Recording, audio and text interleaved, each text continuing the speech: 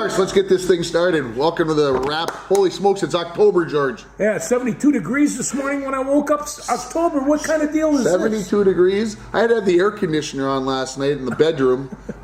It was so warm, and of course I was a little jacked after the football game last night, and I could not calm down. I was racing. So the air conditioner finally put me to sleep. I finally got to sleep with a little of that and a little Theragun. Thank God you forced me to buy the Theragun. I use mine twice a day right now. I got a bad hip, and I'm working it, and it's saving me. This is the commercial portion of the show, so just make sure you go and buy a Theragun, because when you're old like us, it's necessary. Matter of fact, last Monday night, War Road was here, and a girl was feeling her knee was clicking. So Big John Larson from Little Fork was there watching his daughter play, and she came out to talk to him because he coaches basketball and track with the girls, and so they trust him. I remember him when he was a kid playing football, and he was a good one too. He was a good. Anyway, she comes out and she goes, "Well, the clicking's in my knee." He's like, he felt her leg, and he's like, "Well, you're really tight." And he said he kind of got up to towards the hip, and I'm watching, and he goes, You need to go have somebody massage it. I said, you need to get a Theragun. And she goes, I have a Theragun, but it's at home. And I'm like, what, silly? You gotta have it. You gotta have it here. So anyway, while there's tons and tons and tons of stuff going on sports-wise, I mean, it is October, which is, as much as we talk about March Madness and March Madness being great, no, October's better. Everything is going on. It is, and I'm going to tell you right now, I forgot how much I love baseball. And there was some great games, and some great pitching, and it's just, I just enjoyed it. And I thought, well, there's going to be ball games Saturday night. Are you going to be watching the Gophers? Are you going to be watching the ball games? And it goes back and forth. But no, I don't think there'll be much baseball watching today. Maybe tomorrow, but not today with college football on. No, that's why they're doing that on Saturday night is way beyond me. But well, they chose not to do it on Friday night, which I kind of like the format, the Tuesday, Wednesday, Thursday. I would guess that the visiting teams don't necessarily like that they never get a home game. The San Diegos and the Detroits of the world, but Detroit took care of business. But the other home teams all won. But 3 out of the 4 series had to go 3 games. Had to go 3.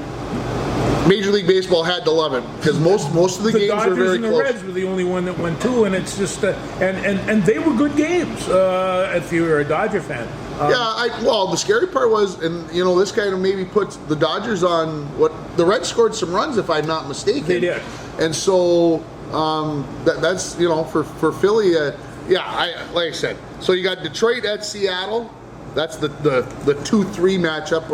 I'll call it. And then the Yankees in Toronto. Toronto, the number 1 seed, and apparently one of the assistant coaches for for Toronto, or the announcer or somebody said something bad about the Yankees. Oh boy! Why would they possibly do that? Then Mr. Boone, the manager, of course, he had to respond and all this. They're stirring it up, trying to keep those ratings up because they know it's a battle. But the Yankees are in Toronto. That game's at 2:00 today. The Cubs are in Milwaukee. At noon. They're only 90 miles apart, and they do not like each other. And they don't like. It ought to be. I mean, think about how many Cubs fans might just be driving to Milwaukee, not because they got a ticket to get in, but because you can go out there and tailgate and party and be a part of the party afterwards. I watched they playing in Yankee Stadium, and I thought there was all Yankees. Well, where are the Boston fans? Well, there were a couple of them way up in the Tulies that you could barely see, and then that was the end of the tickets. The rest of them went to Yankees fans. I'm telling you, they pushed the limits of sportsmanship to the brink. You mean like they did at the Ryder Cup? Like the Ryder Cup. Folks, that's absolutely embarrassing, the things we did last week in the name of, I don't know what. We're from New York, so we got to act like idiots, embarrass America even more than we're already embarrassed about things, and then we got to slap beers at opponents' wives, and I don't know. they're going to have to do it. They're going to have to do it differently. You know, I know you can't control people and you can't control the number of beers necessarily that they have, but some of the chants against families and wives and whatever else. Yeah, that's. You almost.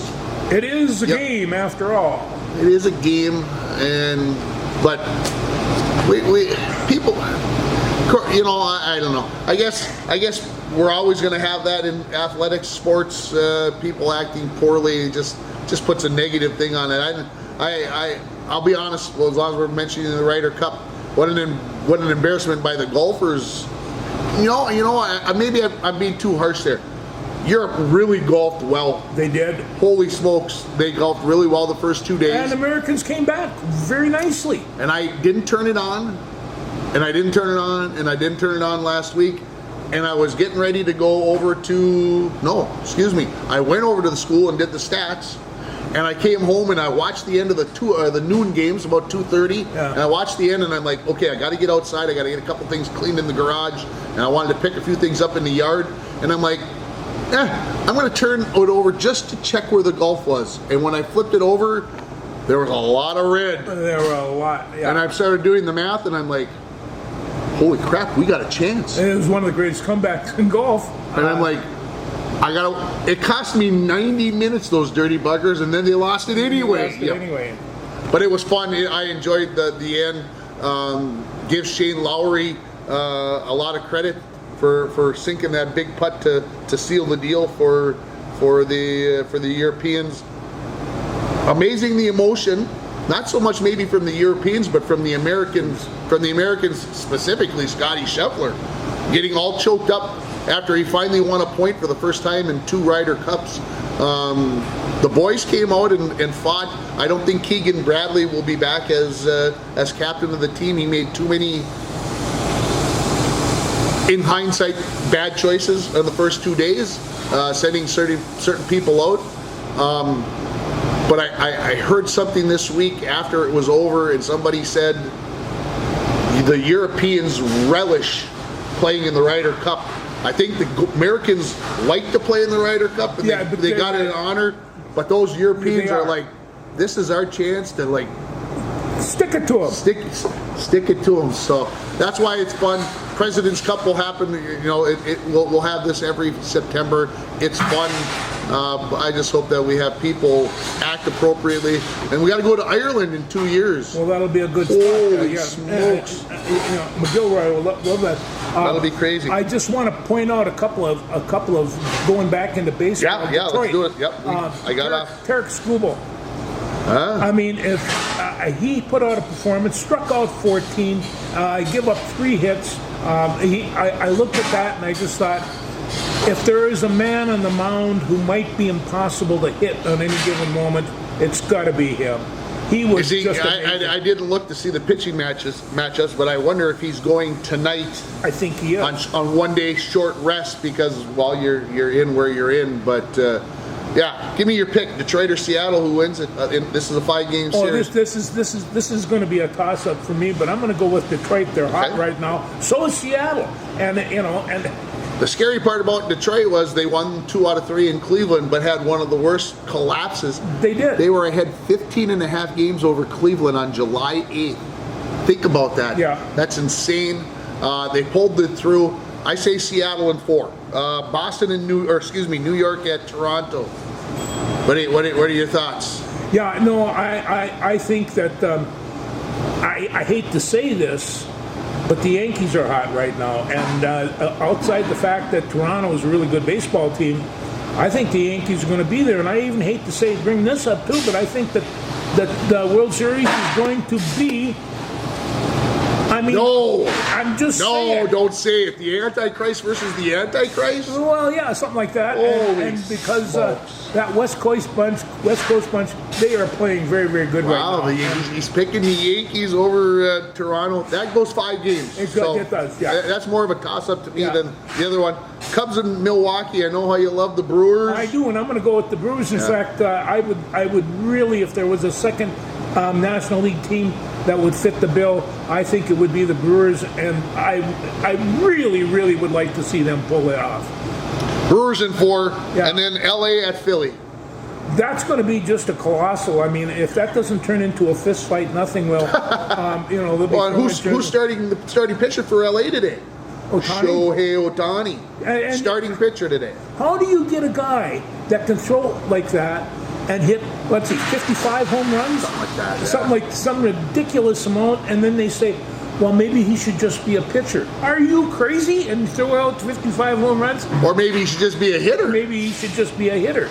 You know, and I mean, it's one of those strange. Who are you going to things, pick, LA or Philly? but I'm going to pick LA on this, and it's I just knew what you because- had to. Yeah, I had to. And I'm going to yeah. take Philly. Yeah. I think and here's the danger.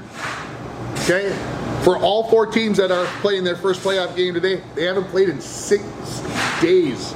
6 days. Yeah, we they've saw got- we saw last year how that affected Atlanta. I remember specifically, but it's tough It is. to keep that whatever up. So these 4 home teams, Seattle, Toronto, Milwaukee, and Philly, it'll be interesting to see what happens in game 1. It's very likely that all 4 of those teams could lose at home. But anyway, you had some other baseball points. I stopped you twice now.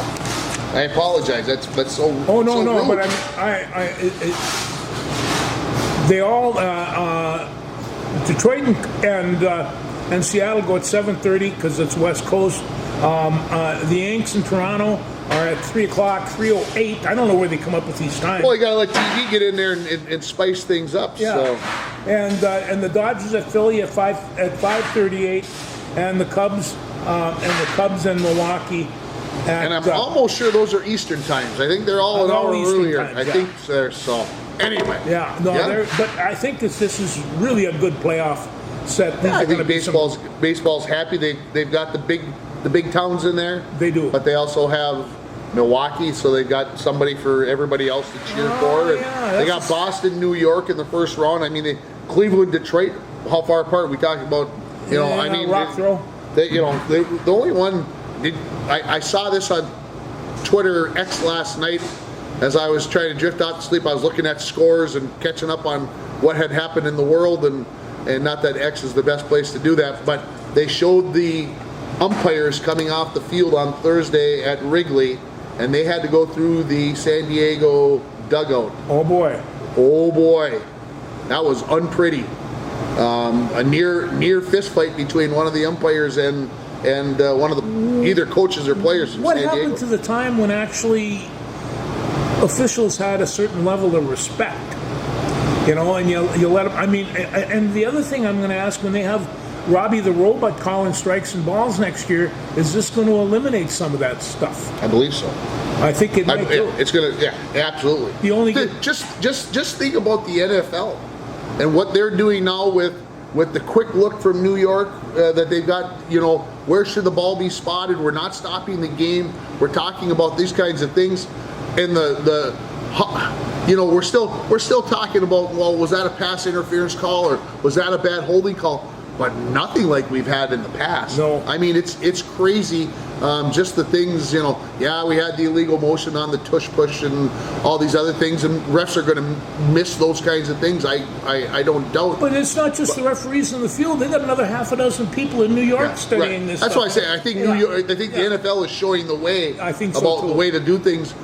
I think, and I'm being serious about this. The NBA, WNBA, they don't need the referees that are on the field going under the hood or whatever. Forever and a day. We don't need that. We've got other people to go look at these things. Get somebody out there who's watching it and keep things moving along. Well, the technology you have, when you have 5 or 6 different views of the same play, you can pretty much determine how this happened. And they get to sync them up when they watch them at the same time. So for out of bounds and those kinds of things, pretty soon they'll have that for us to watch at home. I mean, I think It will. So anyway, okay, we done Done baseball, baseball. but we're not done. No, it's Because just gonna something get happened this week in Minneapolis that surprised me. And That was Rocco getting fired. well, yeah, Rocco did get fired. Were you surprised? Yes, very surprised, because you just extended his contract somewhere in the middle of the season. Yeah. And then you gut the team And then he fired. And then you fire the manager. You didn't fire the general manager who made all these trades. You didn't fire the president of operations who helped make all these trades. You didn't fire the owners who okayed all these trades. You fire the guy who, well, and I'm sure there's a handful of people, a lot of people out there that are happy that Rocco's gone. They, you know, he finally decided he was going to start stealing bases, be more aggressive. I think he was told to do that. Well, I don't think he necessarily believes and in I'm it. not sure he really had any choice. He had to start doing something with that. But I'm going to tell you about Rocco. He's got a great personality. He knows the game, and it's going to be very little time before he's the manager of another baseball team. Yeah, I don't think it'll be too long before he's out there managing somebody else. He did it in a small market. Imagine what he could do possibly in a big market. I don't agree with everything Rocco did, but we are in the day and age of analytics, and he played it pretty hard coming from the Tampa Bay Rays, who did it right for a long time. Well, it's one of those things too. I mean, you coached for many, many years. Did you ever make a mistake? Yeah, you know, and it's just like one of those things. I made one too, and so you kind of have to go with that here. This is what happens. He did make a couple of mistakes. I think his players really enjoyed playing for him, and when they had their intact squad, there were times that they played pretty well. And so yeah, and I think, you know, they said they looked at the season as a whole. You know, when the fire sale started, they were 50 and 55 or whatever it was, which definitely was underachieving. But then why did you sign him? Why did you accept? So now we're paying him for next year. Yeah. And then 3 months later you fire. Those kinds of things make you scratch your head on what in the heck we're doing. But you know about being a good soldier, right? I don't know if Derek Falvey and whatever the president's name is, if they had a choice in this, they had to put a nice smear on it and whatever else. But was this driven by the poll ads and saying you are going to fire him, we are going to go in another direction? There was an article in the paper about the Pollards, and they were really trying to, you know, these are a bunch of nice guys. They just, it goes on and on and on, and then they're all of a sudden comparing this with Cal Griffith, who's been gone since I was a little boy, and and so it's right now it's a franchise in chaos, and it's going to take a little while to straighten it out. Thank God we got Brian Buxton to. Yeah, Byron had himself his best season in a lot of statistical categories. Most notably, games played and plate appearances made. So let's hope that he can continue to do that. Yeah. Are you done with baseball? We are. Where do you want to go next? Well, I suppose we're obligated. We're obligated to do a little college football. All right, let's go college football. You're going to save me from getting too angry. Good win for the Gophers last Saturday. It was a great win for the Gophers, and you know, and it's just like everybody is just. I mean, they're playing Ohio State. Okay, Ohio State's number one in the nation, and you're playing them. You're playing them down in the horseshoe. This is a tough goal. But before they dot that Ohio, you better take a look at Minnesota's not that bad a team, and all of a sudden they're putting some people together, and I think I don't know if Darius Taylor's going to play today. I hope he is. Yeah, that's necessary if there's a chance. If there's a chance. If there's a chance. Yeah, Lindsey is playing really well, and he's still a little bit stiff, but. And Brockington, the receiver is. The receiver is great. Defense has been very good. Despite giving up 28 last week to Cali McManus and Rutgers. But I'm going to say I have a horrible feeling about today's game. I'm talking like 45 to 10. Well, I'm going to say it's going to be closer than that, and I think PJ is going to be pulling a horseshoe from his canoe and throwing him at the Buckeyes. It's time that Minnesota beats somebody good someplace, and it's not that they haven't upset them in that stadium before. It's happened. I agree. It's time for the Gophers to do that. Ohio State, and I'll say it this way, doesn't have the quarterback that they've had in prior years, so that gives the troops a little hope. I just don't know, especially if Darius Taylor doesn't play. I don't know if we can score enough and move the ball enough to keep Ohio State on a prime scoring position. I woke up this morning and went, oh gosh, this is going to be bad tonight. I want to watch the game tonight. I really, really do at 6:30. I really want to watch it, but I got a feeling by 8:30 I'm going to be listening to the Bulldog hockey game on my phone and not really too concerned about what the Gophers are doing on TV. Yeah, there's an awful lot of football. Plus, they don't play well on NBC. Does anybody ever notice that when they play like the Iowa game last year, they looked awful, and they're on NBC tonight. Anyway, let's just take a look here. It's some of the games. Hey, UMD has got Southwest State. They're 5-0. Remember, boys, they're 5-0. And Bemidji 0-5. Who would have thought that? Bemidji was rated higher than UMD at the beginning of this year. We said it last week or 2 weeks ago at 0-3, 0-4 last week. Now they're 0-5. They're 0-5. What did the NIL money dry up? Yeah, must have. All right, Bulldogs, go Dogs. Bulldogs, go Dogs. Go Dogs. That's on Channel 9, and that's at noon today. Some of the other games, Air Force is playing Navy. Navy's undefeated. I found it interesting, and no humor in the statement at all, that there was concerns about whether this game could be played because of the government shutdown. Mm-hmm. I was like, wow, whoever ever thought that. Yeah. Well, we'll talk about politics and football here a little bit later. Yeah, later, not here.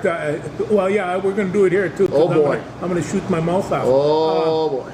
Then we have, a couple of the other games. Wisconsin's at Michigan. That's at 11. I like that. That'll be fun. Illinois at Purdue.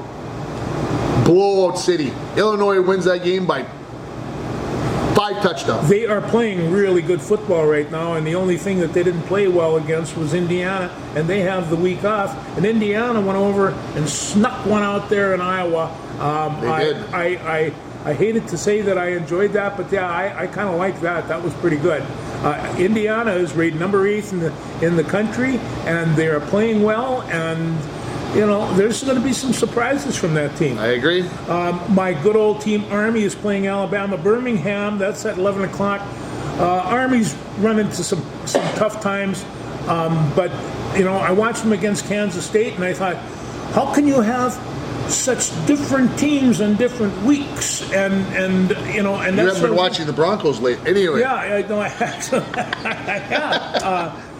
But Army and Alabama, and then you'll remember this game: Penn State at UCLA at the Rose Bowl, and I just Penn State took her on the chops from Oregon in double overtime. In double overtime in Happy Valley, and and all like that. And so they're either going to come back and smack the heck out of UCLA, or they're going to be on the They will smack the heck out of UCLA. That is going to be we're ticked off about what happened last week, and poor UCLA is not a very good team. Interim coach already fired their coach this year. Yeah. Penn State by lots. I don't know what the line is on that game. But if I had a $20 bill laying around, or maybe a $50, I'd be putting lots of money on Penn State for a big win today. Yeah, I know Penn State's probably gonna massacre them bad. I think the game of the day, had nothing to do with Vanderbilt and Alabama. How in the blazes can Vandy be 16 in the nation? Well, because they're undefeated and they're a really good team. Are they really good, or are they just 5-0? They're better than they were last year, and they weren't bad last year. Alabama, of course, they're playing in Tuscaloosa. Is that Alabama or New Mexico? I get confused. Anyway, that's at 2:30 this afternoon on CBS, and I am going to be sneaking a peek at that football. Well, I gave Alabama no chance at Georgia last week, and Bama won. I think Bama wins this game very convincingly over Vandy today. I think Vandy gets the wake-up call, but we'll see. We'll see. And I even have to, last week when Alabama was playing Georgia, and I thought, who are you pulling for? And I just like, You know what I tell Eli? We're pulling for the game. We're pulling for a great game. We're not pulling for either team. We're pulling for the game. Yeah, I was actually pulling for Alabama to beat Georgia. So it's one of those things. Where, That's like look at this. This is just like he went and did his cancer walk thing, and now he's here. this is just like college Checking game day, things. where you bring you a sandwich and a donut, you know. So, yeah, I like I said, a good game, Alabama, Georgia last week. So, yeah. My old favorite team, Boise State, picks up the Irish. What do you think? I Chance for Boise to get the upset? You know, the first game of the year, I thought, oh my lord, this is going to be a long season. But they're 3-1, and so they're not beyond. But I'll be pulling for Boise. I'll put a blue shirt on for that one. Oh boy, yeah, a good Catholic boy like you doing that. That's not Notre Dame blue. We're talking Boise turf blue. They could chop you right out of church for that. Anyway, Michigan State at Nebraska. I think this is going to be an interesting football game. It'll be a very close game. Yeah. So that's the second. In Nebraska, I'll give them the edge. That's the 3 points that Nebraska needs to win that one. Yeah, I guess so. Yeah, no, that's. But go Sparty! Yeah, go Sparty. Washington and Maryland. Now, Washington took her on the chops last week, and you know, from Ohio State, and it took a while for them to. You know, Washington showed themselves well last week. I thought they did. I thought they showed themselves well. I thought they did too. Yep. That maybe gives the Gophers hope for today. Maybe. Well, it does, maybe. But that also could upset the Scarlet and Silver and Gray or whatever. I'm going to tell you. The Ohio. One drop kickoff or punt changes the game in the Minnesota Ohio State. I mean, this is where it starts. There's just small mistakes that kill you, you know. So I'm thinking that Washington's going to probably take care of business at Maryland, and I think Michigan State is going to take Nebraska down, which is going to be considered somewhat of an upset. I would say a little bit. Yeah. Okay, you didn't mention number 9 Texas at unranked Florida. Can you go into Gatorland and get a win for Texas? Can they keep their whatever hopes alive? Blah blah blah. I think it's going to. That game intrigues the heck out of me. I know Texas is good. But Florida, playing in Florida is a Tallahassee. It is tough, and I thought Florida was going to probably come out of it all right, and then Miami went there and just hammered them, and I just Miami's number 3. Miami's number 3, and they go to Tallahassee to take on Florida State, number 8. That's the game that got my interest. Hey, I'll tell you, that guy on the horse throwing that spear, it'd scare me. So, a lot of good college football today. A lot of good college. North Dakota State goes to number 6 Illinois State. When did Illinois State get a good football team is what I want to know. North Dakota goes to Northern Iowa, excuse me. Oh, that's a dandy there. Evan Omdahl, boy, I don't know. Who are you pulling for? Yeah, tough one there. And we already mentioned UMD, so. Whew. First Saturday in October, it'll be a good one for college football. No, I'm going to have, and my wife's gone, and my dog is feels like everybody left him, so she'll be hanging around watching the football games with me. And Ole Miss upset LSU last week. Ole Miss upset LSU. Just to keep things interesting, the SEC with all the good teams that they have, gonna keep this thing fun. So the question was on College Game Day today, who's going to win the SEC title? Holy crap! See, try to pick that one out. Well, okay. Don't pick who's going to win the SEC. Who's going to play in the SEC championship game? Holy. Yeah. Good luck on that. If you can predict that, you should be in Vegas doing big things. Yeah. Well, whatever it is. Yeah. We move to the big boys. Let's move to the big boys. Which Vikings team are we going to watch tomorrow morning? Are we going to watch the one that smacked Cincinnati around, or is it going to be the one that? How many times have I said it? You have to have 10 good linemen. Why? Well, because 4 of them are out of this game. When you lose 4 offensive linemen, you're in trouble. Also, you don't have this offensive center that was going to change the whole deal. Ryan Kelly. He might be done. This is his second concussion in 3 weeks. and 5th overall in his career. Well, Documented 5th. Yeah, that's That could be the end. those centers. They lead with her head, and it's. But I take a look at that. But there's been an awful lot of concussions, a lot of injuries on that offensive line. Whatever they can patch together, and with Darshaw and playing in that left tackle, hopefully he stands up. They can absolutely lose no more linemen. I don't know who they'd put in there.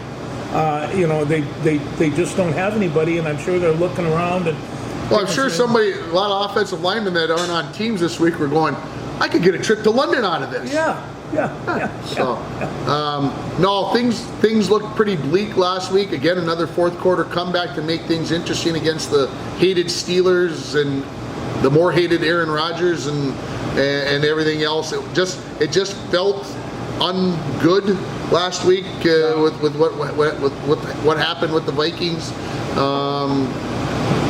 But again, in KOC we trust and all the other stuff. Cleveland's defense is very good. I think the Vikings defense is still pretty doggone good. Tomorrow morning, I suspect the over/under is maybe in the 30s someplace Probably. on this NFL game. Yeah.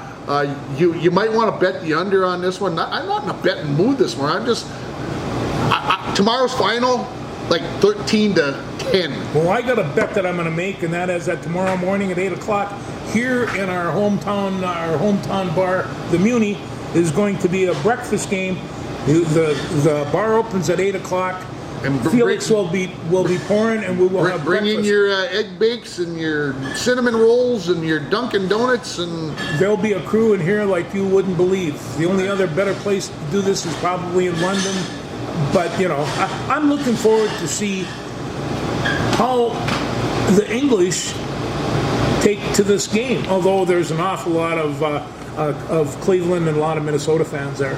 Yeah, obviously last week a lot of Pittsburgh fans, more than, the Vikings usually travel pretty well, but those filthy Steeler fans, not only are they nuts, not too bright upstairs, Jim Rodchick, when you listen anyway, but they'll follow their team blindly through thick and thin and thinner. And my buddy Jim and my brother Ryan, who are huge Steeler fans, and they have been since the 70s, and they've stuck with this team.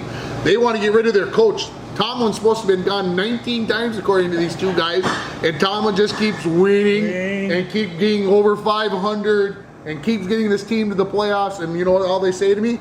We haven't won a Super Bowl since 2000, whatever it is, 6 or 10 or 12 or whatever it is. And I'm like, well, only 1 out of 32 teams win that bad boy, and you got to admit you're probably not as good as the Kansas City Chiefs. Maybe this year you are, but not in the past you have. Anyway, you go through your cycles, but Mike Tomlin is not the problem on why that team isn't getting over the hump. There's other things like who you've had at quarterback since Ben Roethlisberger, I think is probably the biggest. Okay, we got to move on. Yeah, another 12 o'clock noon at Denver and Philadelphia. One of the remaining undefeated teams in the National Football League. One of the remaining undefeated teams. Along with the Buffalo Bills. Should we just stop the season now? Play the Super Bowl game next week between these two teams and just get it over with? Well, New England says no, especially because they're playing Buffalo tomorrow night.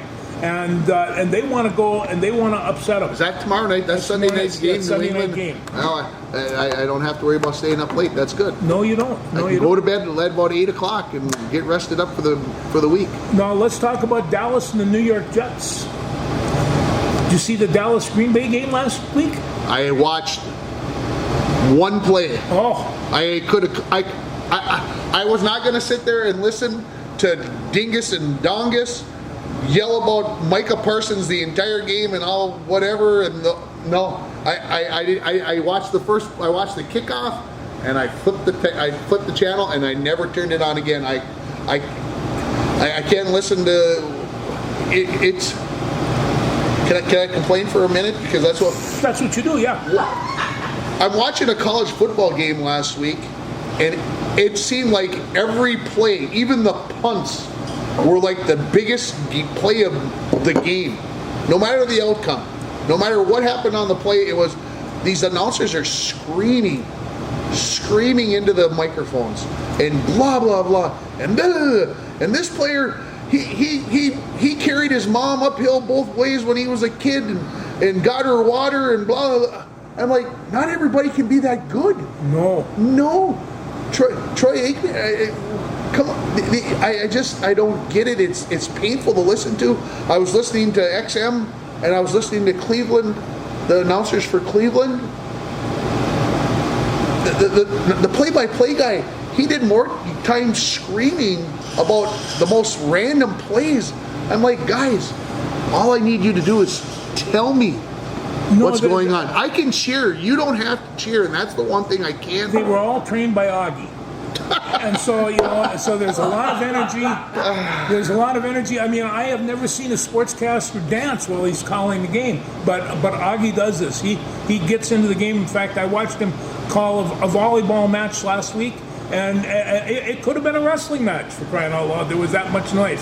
So, But the big thing, getting back to our topic, Dallas and Green Bay, because I got us off tap. I want to reel us back in because couldn't have been happy. What did it end up? 40-40 in the tie or something? It was a 40-40 tie, and it went back and forth. I'm not saying it was the best game I've ever seen play, but it was probably the most fun game I've seen this year. It was just fun. All I can say is this. How does Dallas score 40 points against Micah Parsons? He's so good. Well, he's so good. He's so great. How could they have scored 40 points against him? One of the interesting parts before the game, they interviewed Jerry Jones, and he talked about why they got rid of Micah Parsons. And when he was done talking, I understood. It had nothing to do with Micah Parsons. It had everything to do with how much money he could get by getting rid of him and picking up draft choices. So we're talking about the Tom Brady effect or the whatever, Exactly. because Tom Brady took all his money and deferred it and everything else so that they could go pay other people so that they could have a team. There's a lot to be said about that. And we're going to talk more about that in about 5 minutes. No, I mean, as long as they were there, they were picking up Super Bowl wins, and I am sure he more than made up for his Super Bowl money from what he made his contract to look to be. So, I mean, and it's like one of those things where money is running everything right now. And I don't want to go back to baseball, but Los Angeles is playing 3 and 4 times the amount that the Milwaukee Brewers are paying, and the Brewers are in there. That's why there's a Cinderella team, and everybody's hoping that they win. I'm certainly hoping. So, what else in the NFL is on your mind? Detroit and Cincinnati. Okay. Detroit might put up 50. Yeah, they might. Cincinnati's kind of a hurting unit. I hope that game's not on TV tomorrow because that will be 3:25. The only people watching that game are Cincinnati and Detroit fans. I have a feeling after about the first quarter. Okay, sorry, I'm in a really blunt mood this morning. Keep going. And then Sunday night is New England and Buffalo. So those are the. Who's on Monday night this week? They don't have 13 games on Monday night this week, do they? They might. Jeez Louise. How about just one game on a Monday night? We don't need to keep shortchanging these teams. They're already playing every week on Thursday. So you play on Sunday and you play on Thursday. How do you get a team ready in 3 days? No, you ridiculous. play Monday. You got Tuesday, Wednesday off. You play Thursday. Sometimes you take Friday off. Sometimes you take Saturday off, and then Sunday and Monday again. So it's a round the clock deal now, and it's I mean, I personally like it, but I get to see a lot of football. But so you watched? You paid Prime to watch Thursday Night Football? No, I didn't. But I tell you what, when I right after they're done, about 11:30, I record it, and I got up in the morning and I watched the game, and it was a good game. It was a good game. I listened to part of it on XM. Yeah. So I guess I'm paying. I guess in some sort of way I am paying for it there because I refuse to pay for Prime to watch it. But I guess I have XM, so I guess in theory I'm paying something for it. And I can't believe maybe I'm a hypocrite. I can't believe that old Christian McCaffrey is still knocking him dead. He is playing really good football right now, and he's been doing this for a long time now. 2 more years, and that's all he's going to have left in that body, and then he's going to be all done. I think that's probably true. I wrote this down, and I don't want to. Here's my bad. Okay. Okay, you ready? Because the Vikings lose tomorrow. They're 2-3, right? Yeah. They get a week off. Yeah. And then they play, in order, the Eagles, the Chargers, the Lions, and the Ravens on 4 consecutive weeks. The Vikings very well could be 2-7, and I don't say that lightly because I'm a Vikings fan. I tell you but what, they got a chance to be 2-7 after winning 14 games last year. But I don't think that's going to happen. Number one, the Ravens are without Lamar Jackson, and I'm not sure when he is going to come back. but you're not a Super Bowl contender. I mean, you are a Super Bowl contender because of your quarterback. Yeah. But they're still going to be pretty good, and They're going to be pretty good. They have a good defense, and that's 6 weeks away. How long is Lamar out? I haven't heard, so I'm asking. It was 4 to 6. Oh, okay. Well, he'll come back just in time to throw for about 380 yards and run for 150 against. And he was following up in a play out of a fumble or an interception. He took 3 steps and he was walking off the field, and bam, down he went. I mean, non-contact injury, and it was on grass. It was on grass. Oh my gosh, OBJ! Can you believe you can get injured on grass? You can. Do you think OBJ's watching the show after his rant and rave all week that we got to get rid of artificial turf? It's bad, especially the stuff at MetLife Stadium in New York. It's got to go. We got to get grass on the indoor stadiums, outdoor stadiums. Lamar Jackson got hurt on grass. He got and a non-contact injury. No, and you keep in mind, they called it AstroTurf at one time, which was like plastic on top of cement. Well, And these guys, they were getting not only their knees, but when they landed, it was not a good landing. And so there were so many people, but it's improved a whole bunch since then. And MetLife maybe needs to get a new set in there, and I'm sure they could afford it. And they do have an outdoor stadium, but they got lots of action going on there. And to put grass in there, I would say by the end of the season would be whatever. Okay, we were talking about money earlier. Yeah. Your good friend Kirill Kaprizov went to the bank with a big truck. Did he? Yeah. He got $126 million. $136 million over the course of 8 years. Yeah. And he seems to be happy and smiling. And did you see what his annual salary is, though? $1 million per year. Well, that's nothing to it. All the other money for the 8 years, $8 million of that money is his salary. The other $128 million, signing bonus. That's a good bonus. Which means he's guaranteed that $128 million, no matter what happens, he is going to be on. We're on the hook for $128 million. So if Kirill goes out next Thursday at St. Louis and gets blown up, the Wild are right back into the hole. Are you telling me that you don't think that the Wild should have done this? When I saw the contract amount, I'm fine with it. The $17 million a year, whatever it is, I'm down with it. I'm okay with it. What I'm not okay with is that it was all signing bonus, meaning basically that money is gone. Now maybe that doesn't count against the cap as much, and maybe I'm wrong on that. But if any of that percentage of that money if that all counts against the cap, and he's not playing for the team at some point. Well, as long as we're hitting the nail, how are the Wild going to do this year? I think they got a pretty good team.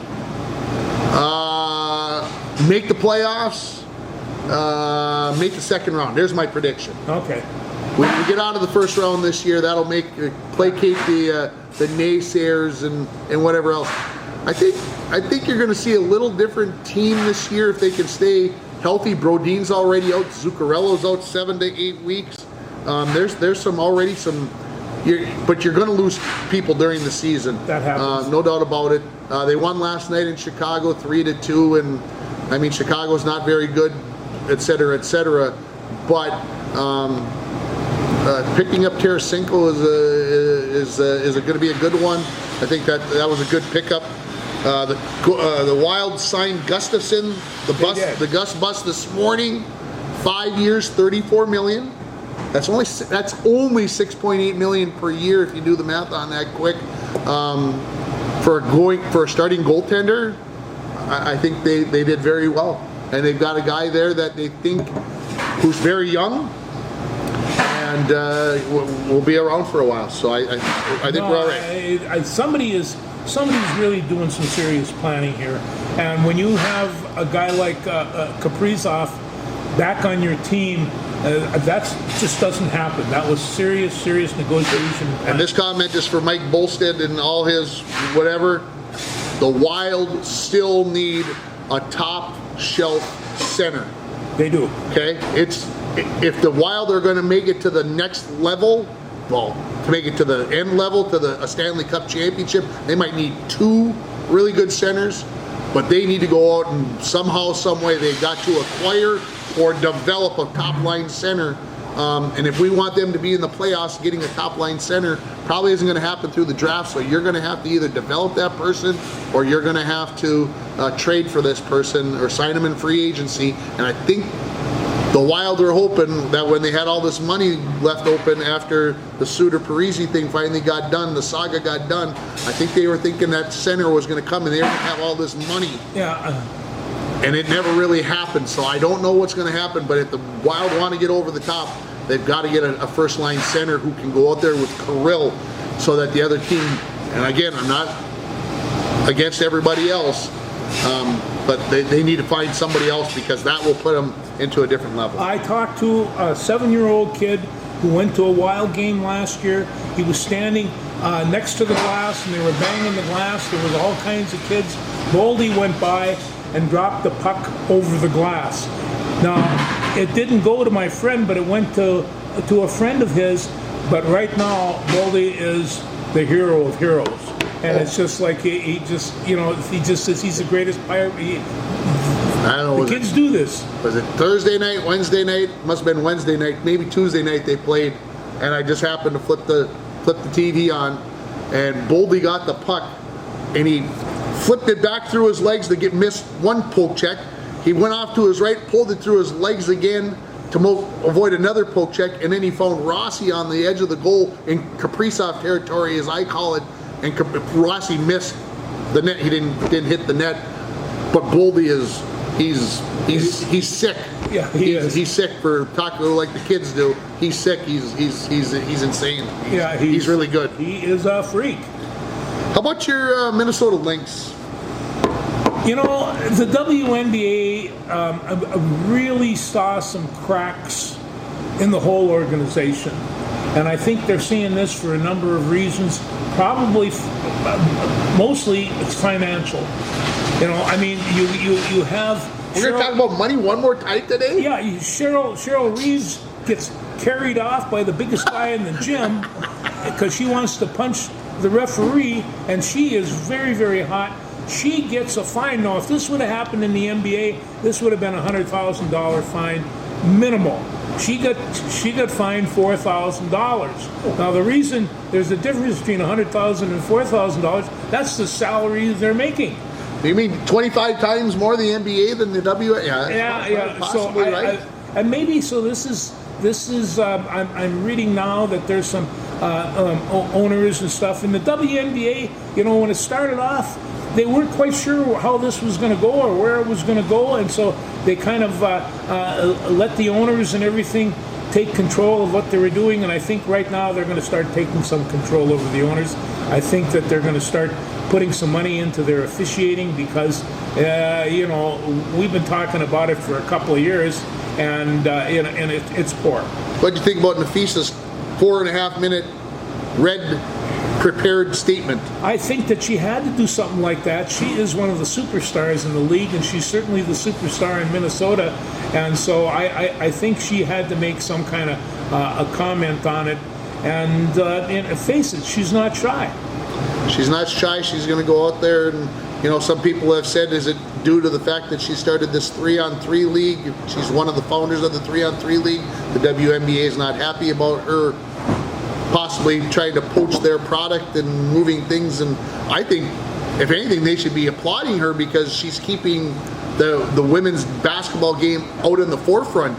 So you should be applauding that, but I think they're afraid that, well, we're going to lose, possibly people can get injured, we're going to lose money, whatever else. No, the Napisa Collier comments were stung the commissioner. They did. She's retracting. You know, she kind of came back and said, I don't believe, you know, really what those things are. And now she talked yesterday and that we're going to work together to try to make this better. Yeah, it's this is part of the growth process, right? It really is, and I mean, I don't want Courtney Williams to be a victim of a growth process, because I really like Courtney Williams, and she's kind of the spark plug on that team, and it's you might be able to find somebody to replace her. You're not going to find somebody to replace Collier. So I want to go back to the play that injured Collier with the ankle injury. And I watched on X and read the papers and whatever else. Well, 50-50. Was it a foul or wasn't it a foul? Things like this just kind of happen, and I don't think that it was an intentional type thing. No, I'm not saying that. I want to know, was it a foul when she ran into her? Because here it was. I mean, and here's going to be my defense, and maybe it's because I'm from Minnesota and whatever, but we allow shooters to shoot the three-pointer, and then you get the chance to land, right? Yeah. And any contact that's made through that motion is considered a foul on the shot. Okay? When you go to steal the ball from somebody and you poke the ball away and then you run the person over, or you jam your leg into their leg, or you trip them within a fraction of a second, and we've got a referee, and I'm watching his reaction through the camera. That's why I'm hunched down a little bit, because I'm looking to see how he's reading this. When you go to complete your play and you run somebody over, that's a foul. It is. To me, that's a foul. Yeah. In the completion of the play, it was so close. She hit the ball, yes, and then she ran into her.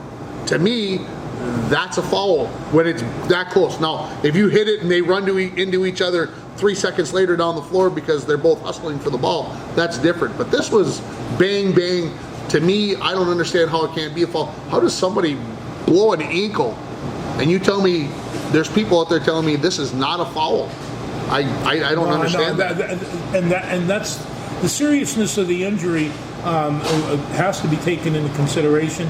It was right on the side, but no review. No review of the play. Yeah. What? Of course, it all kind of got lost in the translation as coaches were being dismissed from the floor and all these other things. Well, and one of those things where maybe we have to try a different approach.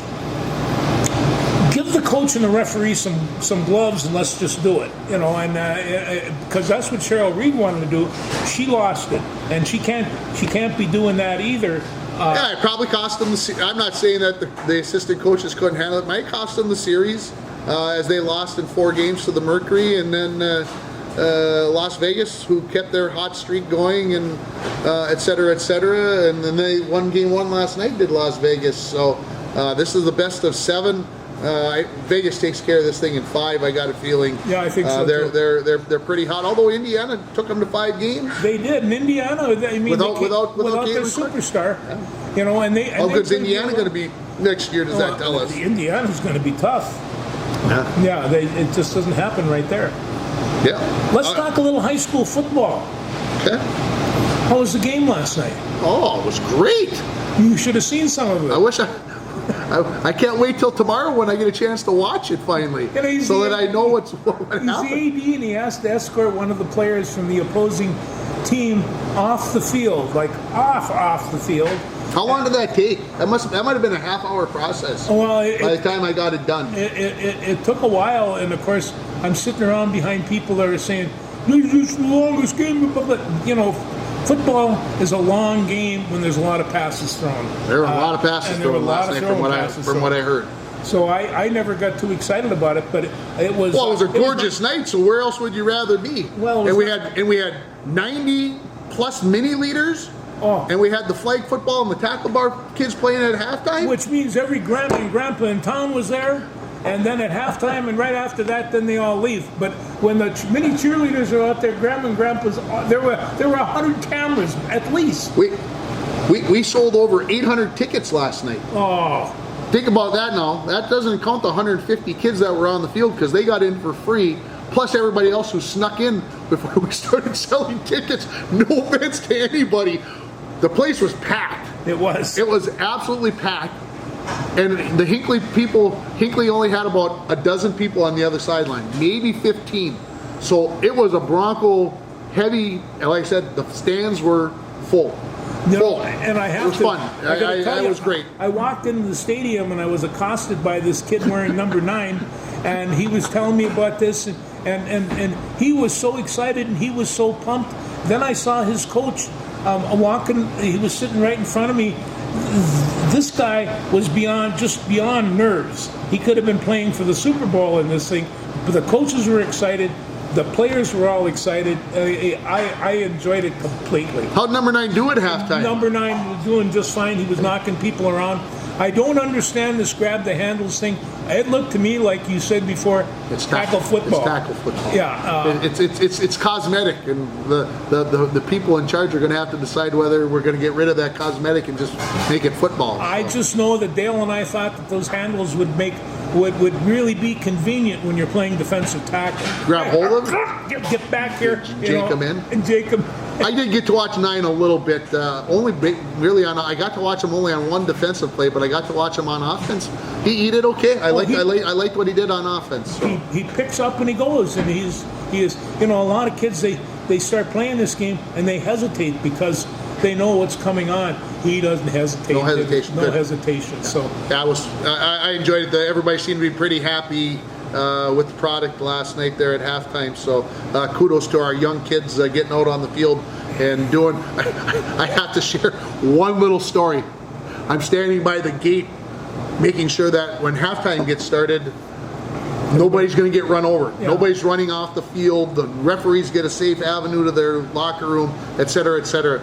And I get a little girl, her name is Cheryl. Cheryl, I don't know your last name, but she's probably as tall as the table. And she looked up at me with her pom-poms in her hand and she said, "What's your name?"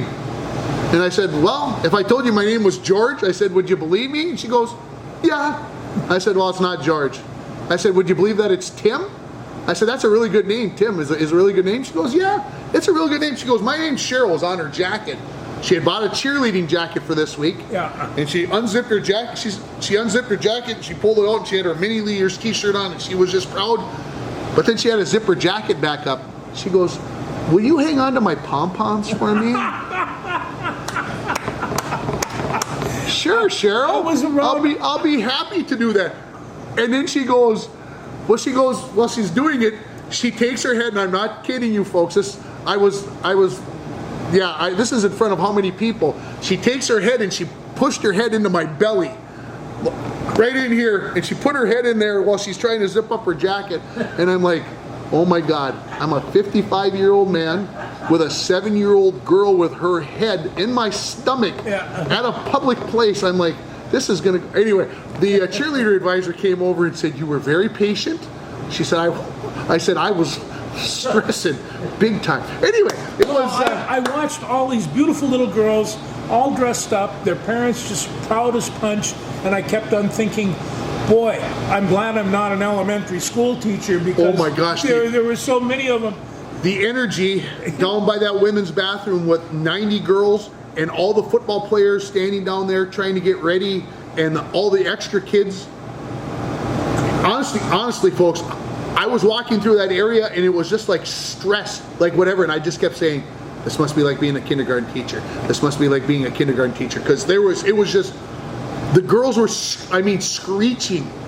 It was just, and it was like one would start and it was like, and it just got higher and higher and louder, and I'm like, yeah, no, it does. It's nobody could rein them in. Can you imagine a classroom of 25 like that? I mean, it would just no, I couldn't. I would drink more than I do now.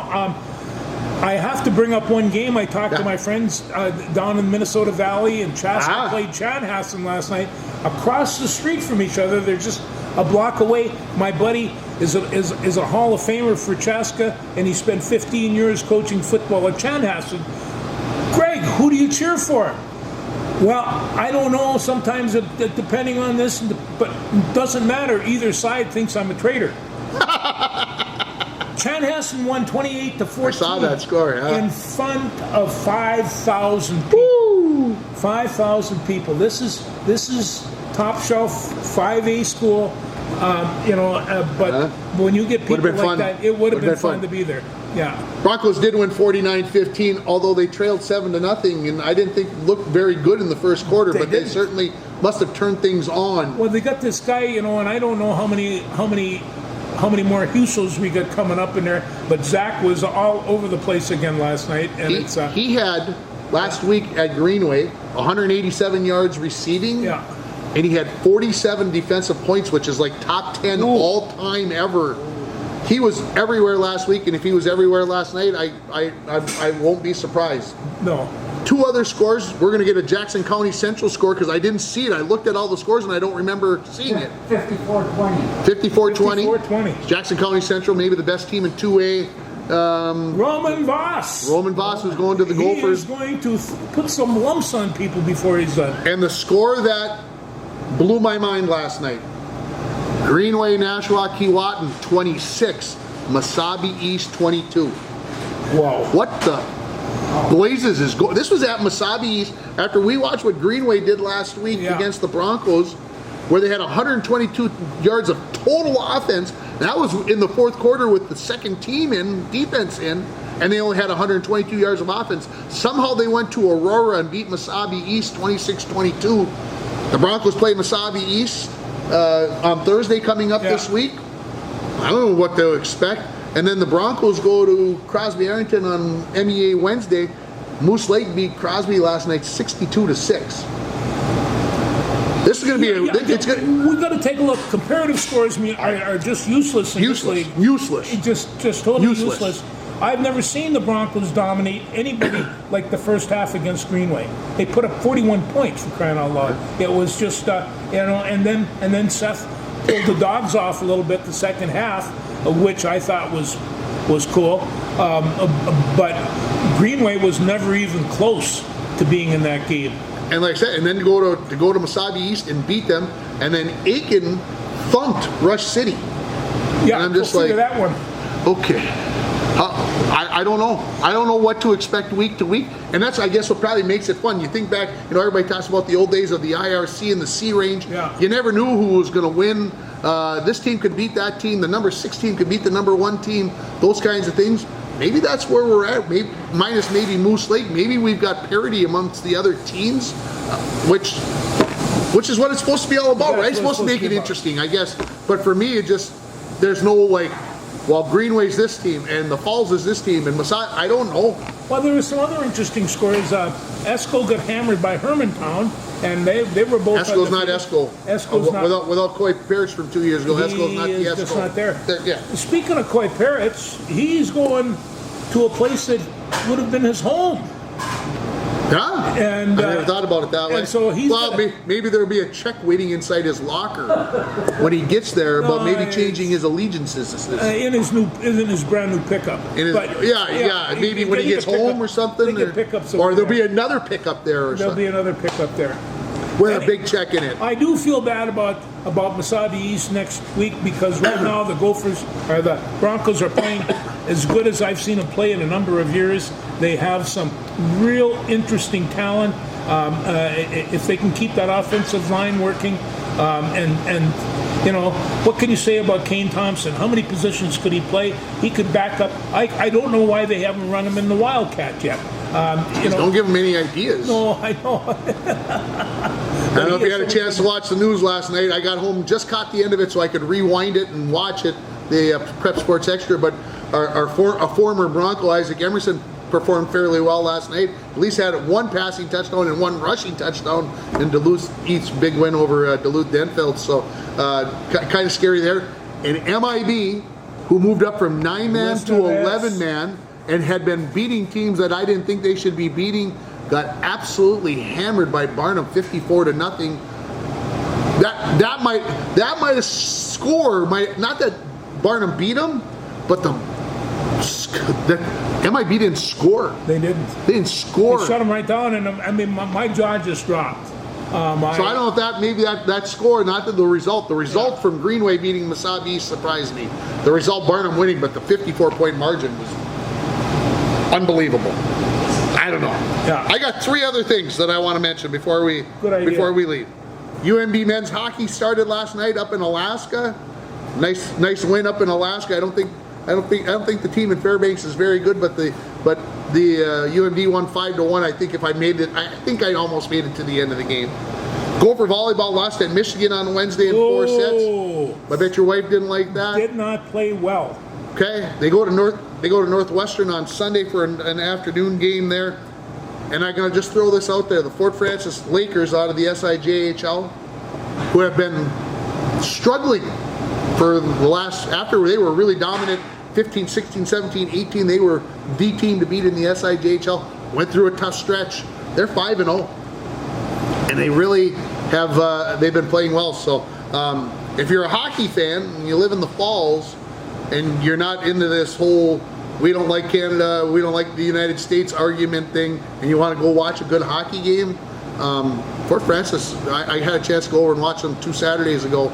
They're fun to watch. Well, you know, and there was an article in the paper here this week about Minnesota hockey and the situation is in with their college right now, and I think Minnesota colleges are going to be very successful this year, and you know, and I mean UMD. They kind of had an off season last year, but I think they're going to be all right. And their first 4 goals, I think it was even the 5th goal. I snoozed and then woke up and we were up 5-1. But the first 4 goals were all scored by either sophomores or freshmen. that's cool.